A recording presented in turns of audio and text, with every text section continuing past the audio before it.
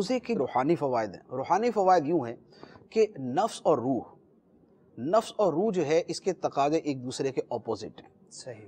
نفس جو ہے وہ خواہشات کی تکمیل کی طرف لے جاتا ہے، روح کا تقاضا خواہشات کی تکمیل سے بچنا ہے. صحیح. اگر نفس مضبوط ہے تو روح کمزور ہوگی، اور اگر روح مضبوط ہے تو نفس کمزور ہوگا.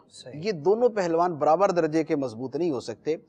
کھانا کھانا، خواہشات پہ عمل کرنا، جنسی خواہشات، کھانے پینے کی خواہشات، ان چیزوں کی طرف آدمی جتنا زیادہ جاتا ہے اس کے نفس کے اوپر اتنا ہی اثر پڑتا ہے، اس کا نفس اتنا صحت مند ہوتا ہے.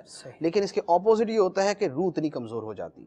جب آدمی بھوک برداشت کرتا ہے تو بھوک کا صرف یہ فائدہ نہیں ہوتا کہ وہ کھانے پینے سے رکا ہوا، کھانے پینے سے رکنے کے ساتھ ساتھ وہ جو اس کا نفس بے لگام گھوڑے کی طرح اچھل کود کر رہا ہوتا ہے اور بھاگنے کی کوشش کرتا ہے اور لگامیں توڑانے کی کوشش کرتا ہے، بھوک کی وجہ سے وہ بڑا انسان بن کے بیٹھ جاتا ہے.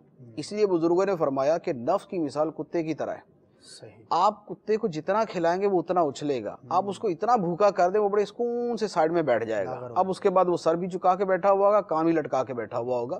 تو نفس جو ہے جتنا مضبوط ہوتا ہے روح کمزور ہوتی، اور نفس پہ جتنی سختی کی جاتی ہے حد اعتدال کے اندر روح اتنی مضبوط ہوتی ہے. جب روزہ رکھا جاتا ہے تو روزے کے ذریعے چونکہ آدمی اپنے نفس کے اوپر کنٹرول کرتا ہے، اپنی خواہشات پہ کنٹرول کرتا ہے، کھانے پینے پہ کنٹرول کرتا ہے، تو اس سے اس کی روح مضبوط ہوتی ہے. اور یہ جو روح کی مضبوطی ہے یہ انسان کے کردار اور اس کے تقوی کو مضبوط کرتی ہے، اس کے تقرب الی اللہ کو مضبوط کرتی ہے، اسے بہتر بناتی ہے.